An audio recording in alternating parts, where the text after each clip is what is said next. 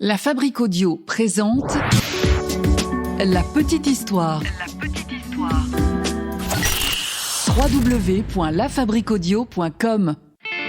Arles, 24 décembre 1888.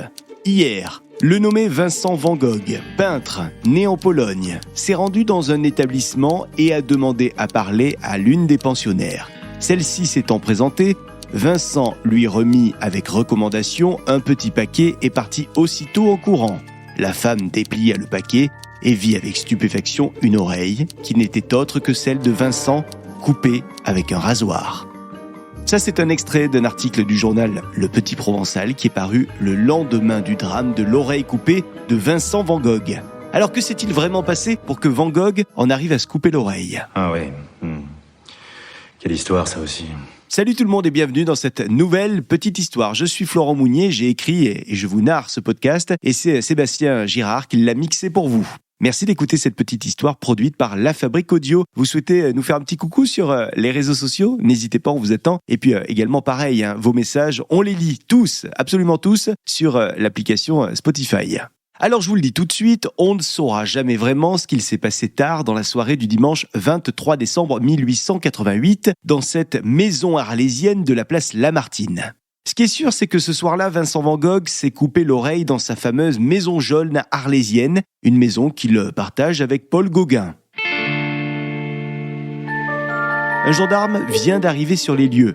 Il est tôt et nous sommes le lendemain du drame. Nous sommes donc le 24 décembre 1888. Quand cet officier ouvre la porte de la maison jaune, je peux vous dire que ce qu'il a sous les yeux n'est franchement pas beau à voir. C'est même une véritable scène de crime. Du sang partout, une odeur âpre. Et surtout, le gendarme trouve étendu sur son lit Vincent van Gogh. Ouais, le peintre est là, il agonise, à moitié conscient, et il baigne dans son sang. Non loin de son lit, une table. Et sur cette table, il y a un rasoir qui a été posé. C'est le rasoir dont il s'est servi la veille pour s'auto-mutiler. Alors si vous le voulez bien, remontons un petit peu dans le temps pour comprendre ce qui s'est passé. Nous sommes donc le 23 décembre 1888. Et cette année-là, le 23 tombe un dimanche. Un dimanche comme tous les autres jusqu'à présent. Si ce n'est qu'il pleut pas mal ce soir-là. Et il a même plu toute la journée. Aux deux places Lamartine à Arles, on peut voir une jolie petite maison jaune.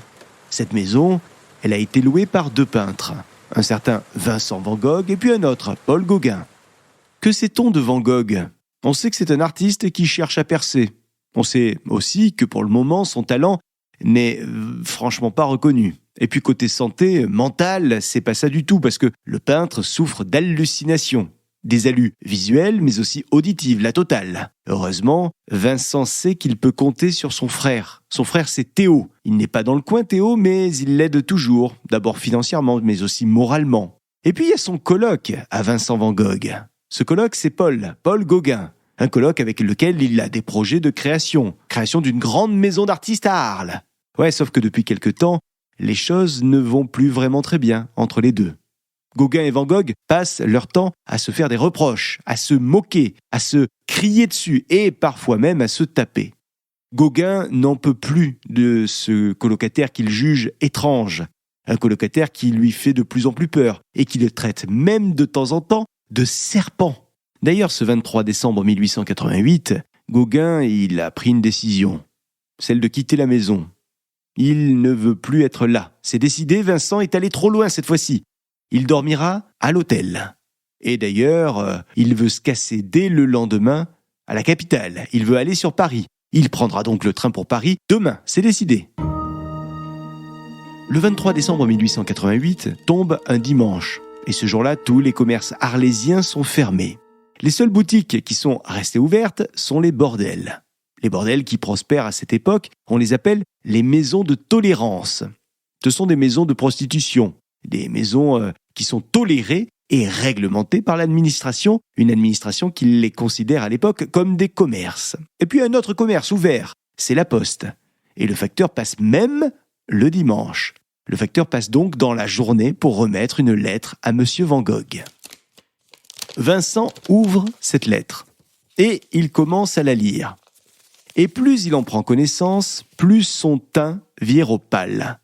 Ce qu'il est en train de lire le terrorise. Vincent sent une angoisse lui transpercer le poitrail. Cette lettre, elle vient de son frère Théo. C'est lui qui la lui a envoyée. Dans ce courrier, Théo annonce une belle et heureuse nouvelle à son frère. Théo écrit qu'il va se fiancer. Vincent devrait donc se réjouir. Mais au lieu de ça, chez Vincent, c'est la panique.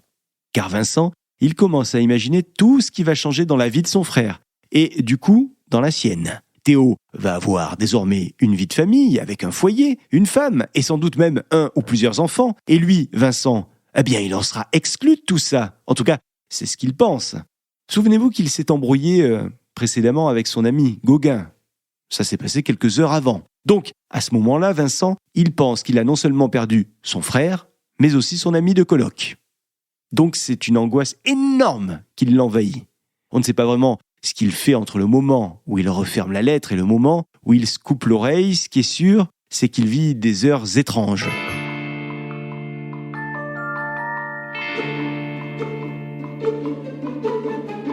Quelques heures ont passé, et Vincent se met devant son miroir. Il attrape son rasoir. Il se regarde fermement. En tout cas, il regarde son reflet.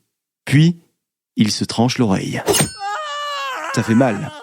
Il y a du sang partout. Il pisse le sang. Ça l'impressionne. Alors il essaye d'éponger tout ça et il attrape les draps de son lit pour essuyer le sang. La panique est toujours là, ça ne s'arrête pas de saigner. Vincent prend alors un vieux journal, sans doute le Provençal, et il arrache quelques pages d'une édition passée. Puis il glisse maladroitement le lobe de son oreille dans le journal. Il referme le papier, il le prend à la main. Puis il ouvre la porte de chez lui et il sort en courant. Il traverse alors toute la cité arlésienne au pas de course. Direction la maison de tolérance, une maison qu'il connaît bien. Arrivé dans la nuit, il sonne à la porte de l'établissement qui accueille des gens un peu paumés comme lui. On lui ouvre enfin la porte au bout de quelques minutes. Il a patienté dans le froid de l'hiver arlésien devant cette porte et une fois la porte ouverte, il demande à parler à une certaine Gabrielle. Gabrielle, c'est une femme de ménage des bordels de la rue du Bout d'Arles. Une femme qu'il connaît un peu parce qu'il l'a déjà croisée plusieurs fois et elle lui inspire confiance. D'ailleurs, Vincent se souvient que cette jeune femme de 19 ans, elle a une grosse cicatrice au bras. Une cicatrice qui a été provoquée par la morsure d'un chien. Un chien qui était atteint de la rage.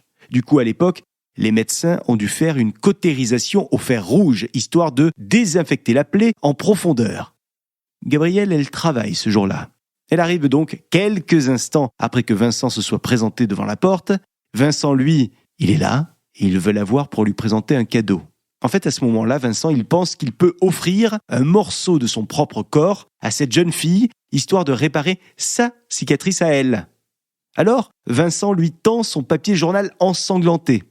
Gabrielle ouvre le colis improvisé et elle y découvre le lobe d'oreille du peintre.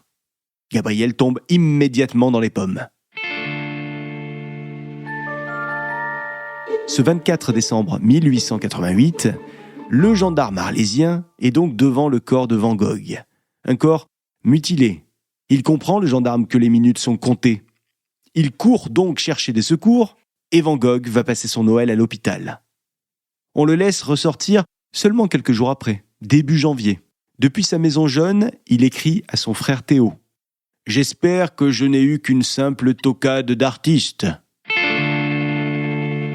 Van Gogh va se suicider 18 mois plus tard. Il se suicidera dans un champ avec un revolver, sauf qu'il ne va pas mourir immédiatement. Il aura le temps, une nouvelle fois, de traverser toute la ville avec une balle dans la poitrine. Voilà pour cette petite histoire autour de l'oreille coupée de Vincent Van Gogh. Si vous souhaitez en savoir plus sur cette histoire, je vous conseille de lire absolument L'oreille de Van Gogh, rapport d'enquête, un ouvrage écrit par Bernadette Murphy aux Actes Sud. C'est 400 pages et c'est passionnant. Et si vous avez envie de visiter la Maison Jaune à Arles, eh bien sachez que cette maison n'a malheureusement pas survécu aux bombes de l'US Air Force lors de la Seconde Guerre mondiale. Merci d'avoir écouté cette petite histoire que j'ai eu le plaisir d'écrire et de narrer. C'est Sébastien Girard qui l'a mixée et montée pour vous. On se retrouve dans une semaine avec une nouvelle petite histoire. Salut. La Fabrique Audio présente La Petite Histoire. La Petite Histoire. Vous souhaitez devenir sponsor de ce podcast ? Contact @lafabriquaudio.com. Avant de se quitter, je vous rappelle qu'en plus de nos petites histoires habituelles, on vous propose également la petite histoire du paranormal. Une histoire qui va forcément vous faire flipper. Avant d'aller dormir, ça peut être cool de vous faire une petite histoire d'horreur. On vous attend donc sur la chaîne de la petite histoire du paranormal sur votre appli de podcast préféré.